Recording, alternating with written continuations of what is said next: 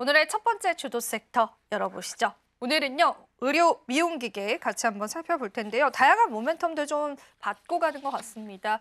글로벌 경쟁 무대가 조금 더 커진다라는 그런 질문을 좀 드려보면서요. 이쪽 섹터는 어떻게 보고 계실까요? 우선 여러 가지 부분에 있어서 지금 시장 상황에 대한 좀 리스크가 좀 많이 좀 피해 있는 상황인데, 우선 리스크가 피해 있는 부분은 뭐 관세에 대한 영향도 좀 제한적이고, 그리고 이제 의료기기 쪽에서의 기업들이 평균적으로 코로나를 전후로 봤을 때도 이 영업이익률이 대폭 지금 상승을 지금 현재 한 상황인데요. 대부분의 이 의료기기 기업들이 영업이익률 50% 내외로 유지를 하고 있는데, 뭐 일반적인 제조업체들이 영업이익률 50% 거의 꿈의 숫자거든요. 그런 부분을 어떤 시장 경기가 뭐 글로벌 경기가 뭐 좋은 뭐 상황도 아닌 이런 현재 흐름 속에서 이 50%를 유지하고 있다는 것 자체가 정말 그 향후에도 어떤 이 50%를 유지할지 부분은 지켜봐야겠지만, 지금은 어떤 대안처로서 펀드멘탈 쪽으로 접근한다면은 주가가 좀 많이 떨어진 상태에서는 매수 관점으로 충분히 접근할 만한 그런 상황이라고 좀 말씀드릴 수 있겠고요. 특히 이제 의료기기 쪽 같은 경우가 여러 국제적인 이 관광객이나 이런 부분에 있어서도 좀 혜택을 많이 받고 있는 상황인데, 지금 최근에 어떤 조사를 해본 결과 우리나라를 방문하는 이 여성 이제 외국인들의 평균적으로 10%가 미용 관광에 대한 부분은 거의 확실하게 지금 하고 있는 상황인데요. 이 미용 관광이라고 한다면은 일반적으로 화장품 섹터에 대한 부분을 좀 생각하겠지만, 지금은 성형에 대한 관심이 높아진 상황에서 우리나라 쪽에서의 그 어떤 미용 의료 기기도 구입을 하고, 그리고 성형외과를 예약하면서 여러 가지 미용 시술을 받는 부분도 지금 크게 좀 확장이 되고 있는 상황인데, 그런 점에서 본다고 한다면 외국인 관광객 입국자 수가 지금 이제 2019년에 사상 최대치 기록을 지금 현재는 회복한 상황이라고 좀 볼 수 있거든요.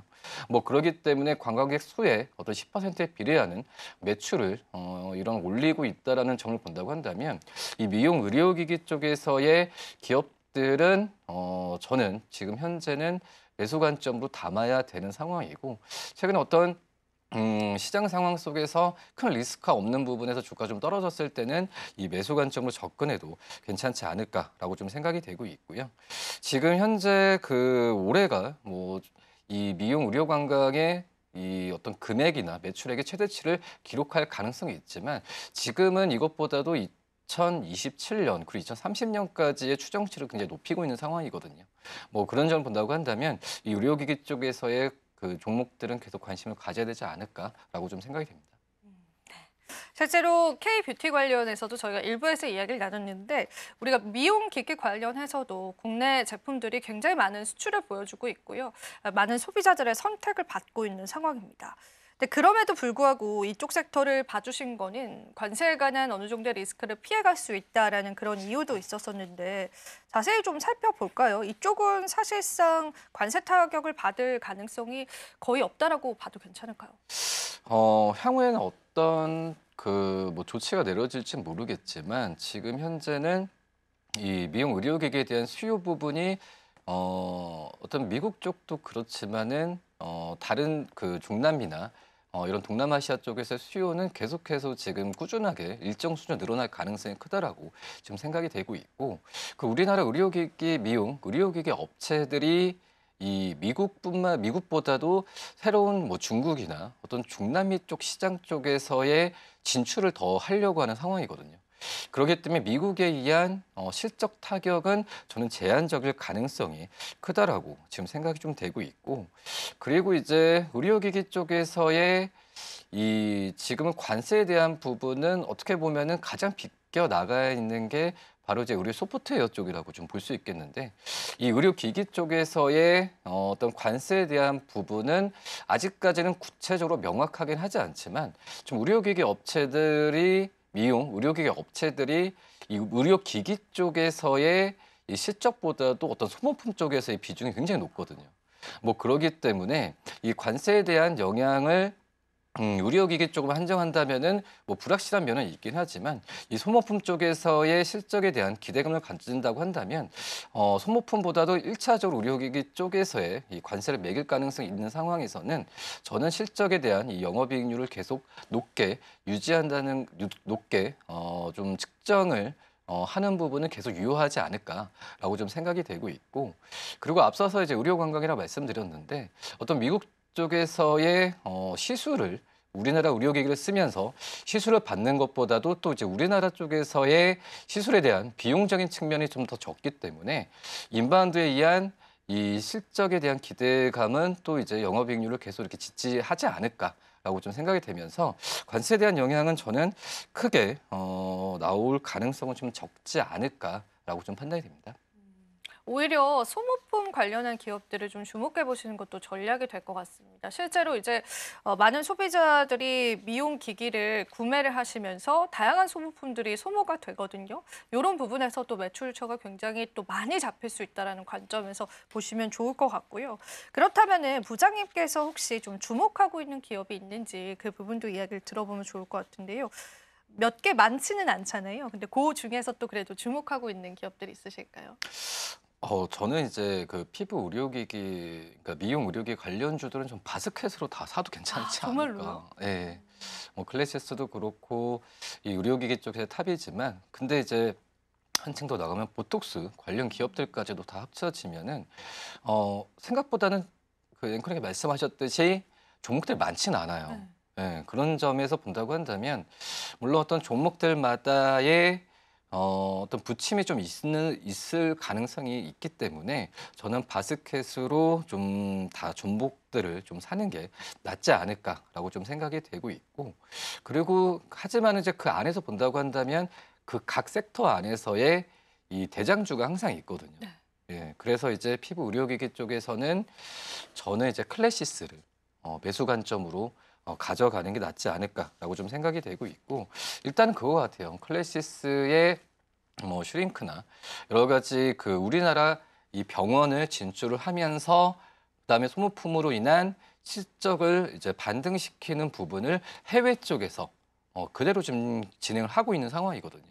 뭐 그런 메커니즘이 지금은 정말 잘 굴러가는 모습을 좀 보여주고 있고 그리고 뭐 최근에 좀 대기업의 인수에 대한 뭐 그런 얘기가 나왔었는데 그러면서 주가가 좀 부침을 겪지만은 결국은 이런 이슈 같은 경우가 불거졌다는 것 자체가 저는 긍정적인 요소로 계속해서 이슈로 나올 가능성도 있다라고 지금 생각이 좀 되고 있고 그리고 이제 이 클래시스 같은 경우가 오히려 뭐 대기업이 인수하는 부분보다도 해외 쪽이나 중소기업들을 인수를 하면서 캐파를 많이 키우고 있는 과정이거든요. 그런 부분을 본다고 한다면 역시 뭐 초음파, 고주파 또 이제 뭐 레이저 여러 가지 면에서 봤을 때는 이 피부 의료기기 쪽에서는 이 클래시스가 가장 좀 탑이지 않을까라고 좀 생각이 되고 있고 그 다음에 이제 뭐 보톡스 쪽에서는 이제 휴젤이나 뭐 파마 리서치 뭐 이런 기업들 같은 경우에도 이 연계 효과가 굉장히 좀 크기 때문에 저는 이런 종목들을 한꺼번에 좀 매수 관점으로 들어가도 나쁘지 않다라고 좀 생각이 됩니다. 오히려 바스켓으로 담아도 무리가 없다라는 그런 관점들이 있었습니다. 그만큼 또 좋은 전망치들이 예상이 되고 있는 시점인 것 같은데요. 한 가지 질문만 좀 더 드려보자면 미용 의료기기가 인도와 중국 시장을 공략 중이다라는 그런 이야기가 나오는데요. 우리가 또 이 핵심적인 시장에 관해서 이야기를 들어보면 좋을 것 같아요. 어떤 포인트로 투자 관점을 잡아볼 수 있을까요? 지금 이제 피부 의료기기 관련 기업들의 지금 국내보다도 해외 쪽에서의 매출 비중이 더 높아지고 있는 과정으로 가고 있거든요. 그렇기 때문에 또 이제 중요한 부분이 각 피부 의료기기 쪽에서의 기업들이 경쟁을 하는 구도가 아니라 각자 맞는 매출처로 그쪽에서의 그 현재 공략화를 각자 하고 있는 구조로 되고 있기 때문에 어떤 우리나라 안에서는 경쟁 구도가 있을 수는 있겠지만 해외 쪽에서는 경쟁 구도가 아니라고 좀 생각이 되고 있거든요. 그런 부분을 좀 잘 체크를 해야 되지 않을까라고 좀 생각이 되고 있고 지금 현재 본다고 하더라도 중국도 그렇고 이 중남미도 그렇고 이 피부 의료나 이런 부분 이상으로 우리 의료에 대한 규제 개혁을 되게 완화하고 있는 구조로 가고 있거든요. 그만큼 이제 우리나라 기업들이 해외 쪽에서의 이 의료 사업 쪽에 의료기기 쪽, 특히 이제 의료 사업 쪽에 진출하는 부분이 많이 용이해진 결과인데, 근데 이 부분을 본다고 한다면은 결국은 이제 해외 쪽에서도 수요가 있기 때문에 규제를 완화한다라고 좀 볼 수 있거든요. 특히 이제 미국 같은 경우에도 뭐 제약이나 이쪽에서의 관세를 매긴다고 하지만 결코 그게 쉽지가 않은 게 미국도 참 약값이 비싸요, 생각보다. 뭐 그렇기 때문에 뭐 우리나라 어떤 그 약 제품이나 이런 의료기기 쪽에서의 관세에 대한 부분을 쉽게 할 수 있는 상황은 아니지 않나라고 판단되고 있고요. 일단은 뭐 자동차나 이 반도체 쪽, 그러니까 미국으로 상대했을 때 우리나라가 흑자를 거두고 있는 이쪽에서의 먼저 이 관세에 대한 부분은 계속 얘기가 나오겠지만 이 부분이 일차적으로 된 이후에 그다음에 2, 3차로 뭐 제약 쪽이나 이런 약가에 대한 부분에 있어서 관세가 얘기가 나오지 않을까라고 좀 생각이 되고 있기 때문에 저는 이제 해외 쪽으로의 우리나라 기업들이 미국뿐만 아니라 이 해외 쪽으로 진출하는 부분은 굉장히 좀 용이해질 가능성이 더욱더 있지 않을까라고 좀 생각이 되고 있고, 그리고 이제 시장 내 영향력을 좀 키우는 부분 같은 경우에도 지금 뭐 점유율이나 여러 가지 면에서 본다고 한다면은 충분히 글로벌적인 경쟁력은 분명히 있다라고 좀 생각이 되고 있어요. 특히 이제 피부나 이 미용 쪽에서의 이 수요가 있는 해외 쪽에서의 그 주 타겟이 이제 20대, 30대라고 볼 수 있으면 프리미엄이나 이쪽에서 제품에 대한 부분을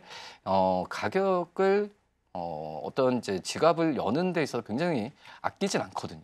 뭐 그런 부분 여러 트렌드를 본다고 한다면은 저는 해외 쪽에서의 진출 부분인 더욱더 용이해질 가능성이 있지 않을까라고 좀 생각이 됩니다.